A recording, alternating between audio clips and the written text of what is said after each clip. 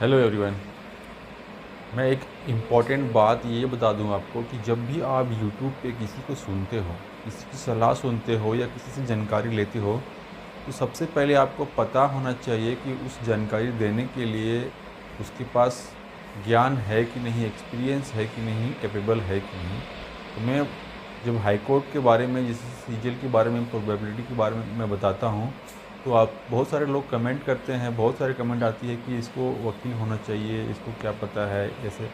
मैं आपको बता देना चाह रहा हूँ आज कि जो हाई कोर्ट में क्या हो सकता है और कैसे होता है मैं बताता हूँ, और किस एक्सपीरियंस के आधार पर बताता हूँ।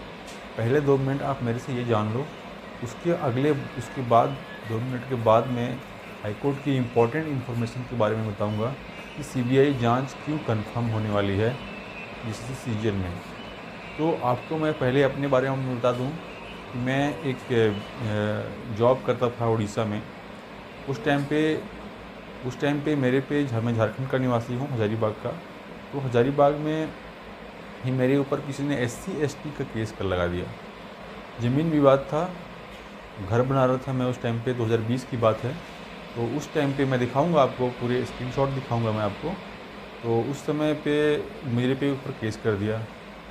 तो एससी एसटी में प्रावधान है कि उसमें बेल नहीं मिलता है। सबसे बड़ी बात यह है कि आपको ट्रायल कोर्ट से, डिस्ट्रिक्ट कोर्ट से हमें कोई जानकारी नहीं थी कोर्ट के बारे में, कचहरी के बारे में, केस के बारे में, लेकिन वो 2020 में ही हमें हाई कोर्ट, ट्रायल कोर्ट के बारे में जानकारियाँ मिली और क्या प्रोसीजर होती है उसकी सब कुछ में जानकारी मिली। और मैं आपको प्रूफ के साथ स्क्रीनशॉट में दिखाऊंगा मेरे नाम से क्या क्या चीज़ें हो चुकी है हाई कोर्ट में, क्या क्या मैं फ़ाइल कर चुका हूँ, मैं अपने नाम से क्या क्या फ़ाइल कर चुका हूँ।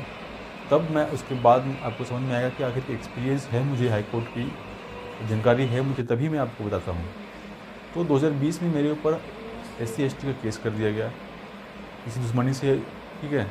तो उस समय बेल नहीं, मुझे नहीं मिली। मैं डीएसपी के पास, एसपी के पास दौड़ा, लेकिन उसके बाद उन्होंने कहा कुछ भी नहीं होगा। 1-2 साल के बाद केस को ट्रू कर दिया किसी ने। मैं यहाँ रहता नहीं था उस टाइम पे, मैं वहाँ उड़ीसा में रह करके जिस सीजन की तैयारी करता था 2018 से। मैं 2017 में पहली बार, 18 में जब फॉर्म आई थी सीजीएल की, तब फिलअप करा था। उसके बाद से मैं वहीं पे जॉब के साथ साथ प्रिपरेशन करता था। उसके बाद जब मेरे पे केस जब प्रूव हो गई, तो मुझे हाई कोर्ट जानी पड़ी बेल लेने के लिए। देख सकते हो ऊपर स्क्रीनशॉट पे। तो मैं जब हाई कोर्ट में मैंने फाइल किया बेल, एंटीसिपेटरी बेल के लिए, तो वहाँ पे कैसे एंटीसिपेटरी बेल फाइल होती है, क्या प्रोसीजर होती है, ठीक है। कोई भी पिटीशन वहाँ पे क्या है, अपील फाइल किया मैंने, उसमें अपील फाइल करना होता है। तो अपील कैसे फाइल करते हैं, पिटीशन कैसे फाइल करते हैं, क्या प्रोसीजर होती है, कितने दिन लगते हैं किस काम में, ये सब की जानकारी मुझे धीरे धीरे होती गई। तो इसमें फिर मुझे बेल मिल गया। 1 साल तक चला केस, उसके बाद मुझे बेल मिल गया। बेल मिलने के बाद मुझे सलाह मिली कि मैं केस को क्वैश करा देता हूँ, क्योंकि मैं वहाँ पे था नहीं और ना ही मैंने कोई क्राइम करा है। तो सलाह दिया गया कि आप एससी एसटी केस में ये बनेगा नहीं, तो इसको क्वैशिंग में डाल दो। तो मैंने अभी क्वैशिंग में लगा कर रखा है, वो डिस्पोज हो चुका है, कंप्लीट हो चुका है वो अपील। उसके बाद मैंने फिर से एक फाइलिंग कर रखा है, मैं वो भी दिखा रहा हूँ आपको। इसमें क्या है कि केस को पूरी तरह से क्वैश करने के लिए मैंने फाइल कर रखा है। आप देख सकते हो इसकी रजिस्ट्रेशन हो रखी है 3 तारीख को, 3 मार्च को ही इसकी रजिस्ट्रेशन हो रखी है। फाइलिंग मैंने 6 जनवरी को करा था। फाइलिंग से लेके रजिस्ट्रेशन में समय लगता है, और जब रजिस्ट्रेशन हो जाती है तब जा कर के केस जो है वो डेट पे चढ़ता है। तो इतनी बातें बताने के बाद आपको यकीन हो जाना चाहिए कि मैं हाई कोर्ट में कोई भी मैटर जा रहा है, आपका कुछ भी हो रहा है, तो उसमें बताने के लिए कैपेबल हूँ। उसके बारे में मैं बताने के लिए कैपेबल हूँ, तभी बता रहा हूँ। तो सबसे पहला इन्फॉर्मेशन मैं दूंगा आप जैसे सीजीएल के ऊपर, और उससे मैं अपने इन्फॉर्मेशन से रिलेट करके, तो अभी क्या हुआ है कि रिट पिटीशन को रजिस्ट्रेशन हो गया है।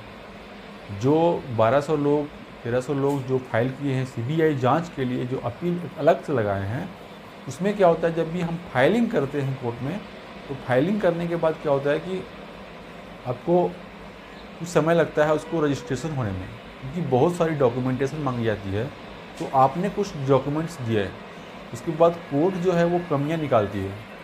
कोर्ट जो है वो कमियां निकालती है, आप देखोगे स्क्रीन पे, वहाँ पे ऑल अब कमियां निकालती है, सारी कमियां होती है, ठीक है।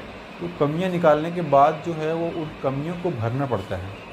जो डॉक्यूमेंट्स मांगती है कोर्ट दोबारा करके, वो डॉक्यूमेंट्स को हमें ला के देना पड़ता है। तो डॉक्यूमेंट्स को लाने में या निकालने में या उसको बनाने में कुछ समय लग जाता है। उसके बाद उसको सबमिट करते हैं, फिर सबमिट करने के बाद सप्ताह 2-3 दिन लग जाती है। सबमिट करने के बाद उसको वेरीफाई करते हैं। वेरीफाई करने के बाद जब सारी तरीके से कोर्ट जो है वो सेटिस्फाई हो जाती है कि हाँ आपके पास जो भी डॉक्यूमेंट्स लग रहे थे वो डॉक्यूमेंट्स हैं, उसके बाद कोर्ट की फ़ीस होती है। ज़्यादा फीस होती नहीं है, पर अपील पे 100-200 रुपये करके ऐसी फीस होती है, ऐसे करके तो वो फ़ीस होती है। तो फीस डालने के बाद, लगाने के बाद केस जो है वो रजिस्टर हो जाता है। आपका अपील जो है, आपका पिटिशन जो है वो रजिस्ट्रेशन हो जाता है। रजिस्ट्रेशन होने के बाद जो है वो अब कोर्ट के ऊपर डिपेंड करता है कि आपकी अपील को, आपकी पिटिशन को कब वो डेट पे लेता है। तो ज़रूरत के अनुसार और अपील के अनुसार कोर्ट जो है वो फिर उस पर कुछ दिनों के बाद या फिर तुरंत उसमें डेट डालती है कि हम इस पिटिशन को इस तारीख को सुनेंगे। तो वैसे ही जो है वो अभी इसका हुआ है, अभी रजिस्ट्रेशन हो गया है। आपका जो सीबीआई जांच के लिए पिटिशन अपील लगाए हुए हैं, उसमें क्या है कि अभी रजिस्ट्रेशन हो गया है। रजिस्ट्रेशन होने के बाद अब उसको डेट पे लगाया जाएगा। डेट पे लगाने के बाद यदि जो 25 मार्च को सुनवाई है, 25 मार्च को सुनवाई होने से पहले यदि वो डेट पे चल जाएगा, तो डेट पे लगने के बाद वो जो है वो बहस में उसको 25 मार्च की सुनवाई को में मर्ज किया जाएगा। यदि डेट पे नहीं लगता है, 25 मार्च से पहले यदि डेट पे नहीं लग पाते हैं, तो फिर उसके बारे में हाई कोर्ट कुछ भी सुनेगी नहीं। जिस टाइम पे 25 मार्च को बहस होगी, मैं उस दिन लाइव रहूँगा। कैसे देखते हैं, मैं आप जानना चाहोगे खुद से कि हाई कोर्ट की जो सुनवाई है कितने नंबर पे है और कैसे डैशबोर्ड पे देखते हैं उसको कि लाइव चल रहा है, कब सुनवाई होने वाली, दिन भर में कब सुनवाई होगी, उसकी कितने नंबर पे सुनवाई होगी। ये सारा चीज़ आप जानना चाहते हैं तो हमें कमेंट करके पूछ सकते हो। मैं आपको एक वीडियो के माध्यम से बता दूंगा कि कैसे चेक करते हैं, कहाँ पे चेक करते हैं, और चेक करने के बाद जो डॉक्यूमेंट्स निकलती है उसमें कहाँ कैसे पता चलती है। उस दिन मैं लाइव रहूँगा। लाइव रहने के बाद मैं आप लोगों को दिखाऊंगा कि कब सुनवाई हो रही है और क्या सुनवाई हो रही है। ठीक है, तो 25 मार्च से पहले यदि आपका इस पिटिशन का डेट मिल जाता है, तो उसको जाके मर्ज करने का आदेश मिल जाएगा। और मर्ज करने के बाद जो है वो जब 25 मार्च को सुनवाई होगी, तो वहाँ पे ज़ोरदार तरीके से बहस की जाएगी कि इस केस को सीबीआई की जांच के लिए भेज दिया जाए। लेकिन अभी तक आप देख रहे होंगे कि अभी तक जो है वो कोई भी स्टेटस रिपोर्ट जो है वो जमा नहीं किया गया है पुलिस के द्वारा, कुछ भी सबमिट नहीं किया गया है। और 4 सप्ताह का समय मांगा गया था, 4 सप्ताह से ऊपर समय दिया गया, और सारे समय कंज्यूम कर चुकी है पुलिस या उनके सरकार की तरफ से। लेकिन अभी तक कोई भी रिपोर्ट फाइल नहीं किया गया है। तो ये मत समझो कि कोर्ट जो है वो इसको ब्लेम करेगी या कुछ करेगी। कोर्ट बहुत ही नॉर्मल तरीके से चलती है। यदि उन्होंने फाइल नहीं करा, 25 तारीख से पहले फाइल नहीं करा, तो कुछ नहीं बोलेगी। वो वकील बोलेंगे कि मुझे थोड़ी सी और समय चाहिए, और उसका समय मिल भी जाएगा। कोर्ट की ऐसी धीमा प्रोसीजर होती है कि आप जान नहीं सकते। मैं पूरी ऑर्डर्स देखा हूँ जब मेरी सुनवाई चल रही थी, जब मेरी अभी भी सुनवाई जब चल रही है, अभी मेरा जो केस में फाइल हो रखा है, तो मुझे अपना केस के बारे में जानने के लिए क्या होता है कि हम बहुत सारे केस को स्टडी करते हैं।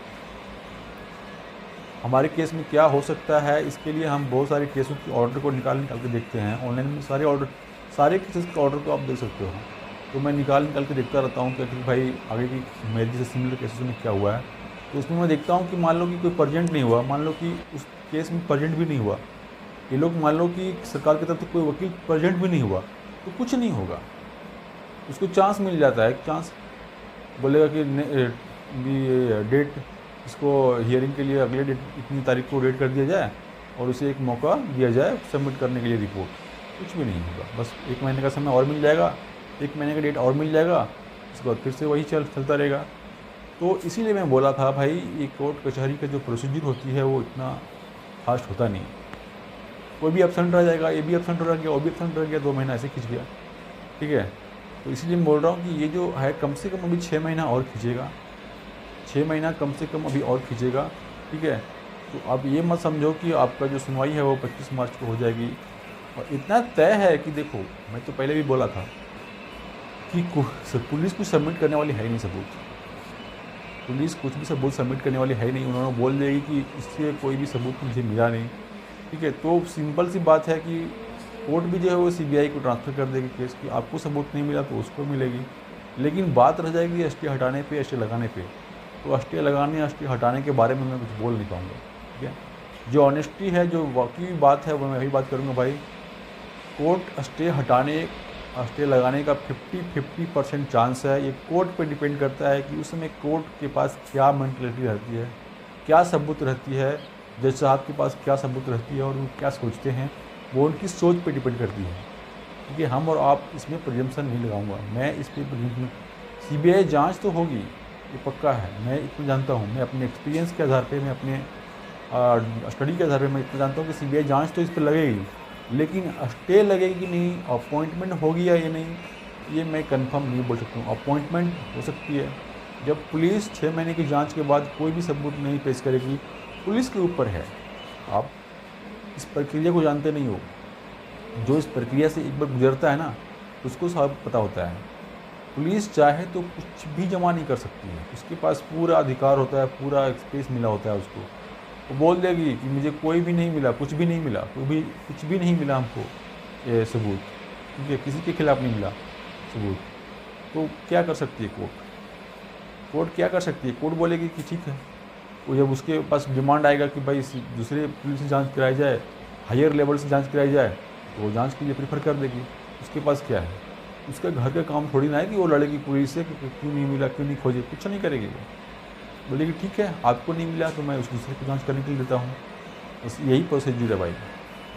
तो वही बात है, जब जब कोर्ट बोलेगी कि मैं दूसरे को जांच करने के लिए देता हूँ, तो सामने वाले वकील बोलेंगे भाई इतना समय के लिए स्टे रखेंगे तो हमारे छात्र लोग कहाँ जाएंगे।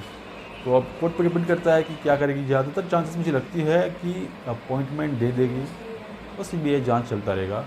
बाकी देखते हैं क्या होता है। बने रहिए 26 मार्च को, चैनल को सब्सक्राइब कर लीजिए। Thank you so much.